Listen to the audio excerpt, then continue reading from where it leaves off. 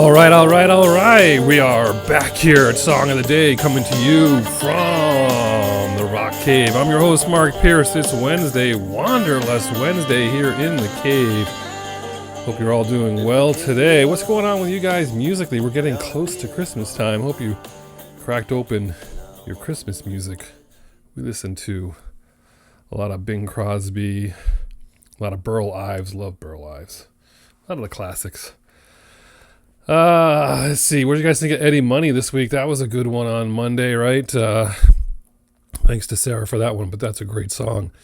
And I've been listening to that a lot since she suggested that. Today, I'm excited. This one I came up with last week because I heard a song off this record, and I was like, wow, I don't think we covered this, and this is a good record. And I think there's some deep cuts on here that I really like. So, without further ado, we're talking about the band Dire Straits. Gotta love Dire Straits, right? We covered them. We've done Money for Nothing. We've done Brothers in Arms. We've done the album Brothers in Arms. I think we've done more than once. And I think I put out the Criterion Collection episode on that one.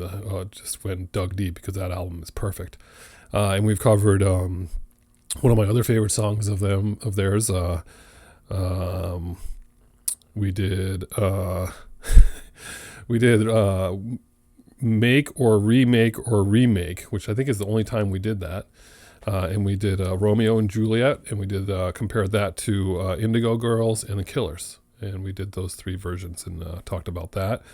And Tunnel of Love, that's the one I'm thinking of. That's a good one. But this one, we're going back to 9/9/91, their sixth and final album. On Every Street. So 9/9/91, sixth and final album. 6 years after Brothers in Arms, 6 singles released. Lots of sixes. 666.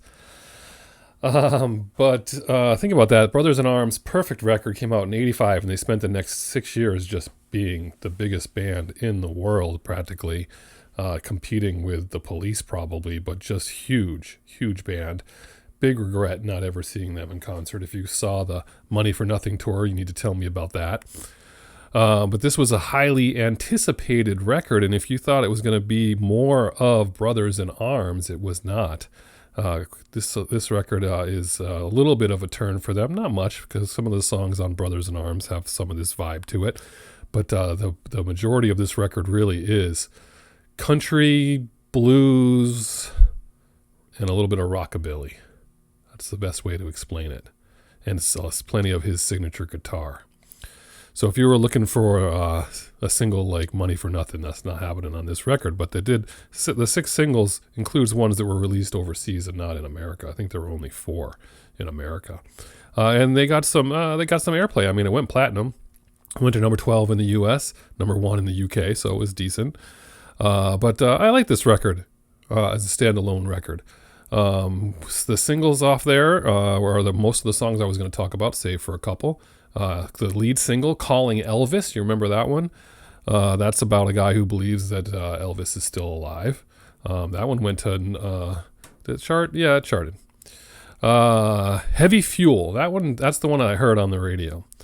And that went to number 1 on the rock album track chart, which was only the second song of theirs to ever do that. It must have been Money for Nothing that was the other one. Pretty amazing that Heavy Fuel is that one other song.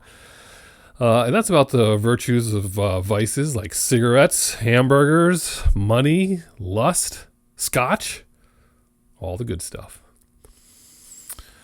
On Every Street, awesome. This is some of the songs that I really like on here are the bluesy, actually country ones. Really good. It slows down. You need to sit with this record with a bottle of that scotch and some hamburgers and some cigarettes and give this a listen. But On Every Street, he slows it down, and it's just that guitar. It's just so good. The Bug has Vince Gill, speaking of country, on backup vocals and guitar on that one.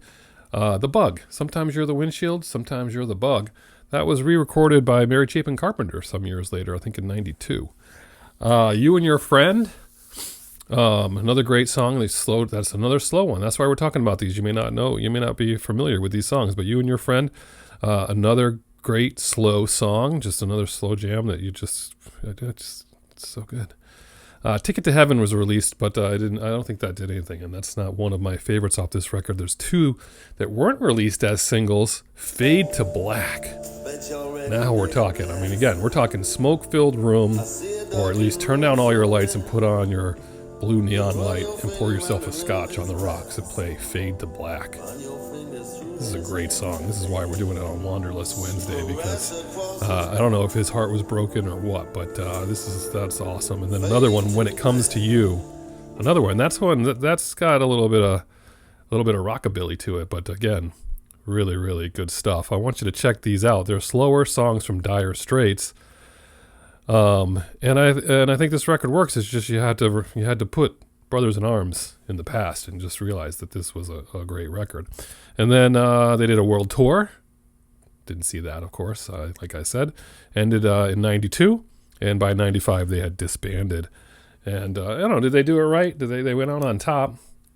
But I would have paid big money to see them somewhere along the way in the 2000s or something. An interesting fact about the LP is the same length as the CD and cassette. And how do they do that? They squeeze those grooves together closer than average, which means the sound quality went down. All you vinyl purists out there don't get this one on vinyl, but they re-released it on double vinyl, so that's the one you'd want to get. But again, really enjoy this record, and I think, do you remember these songs? Do you remember this record? Where were you when this record came out? Were you paying attention to it? There's a lot to like on here.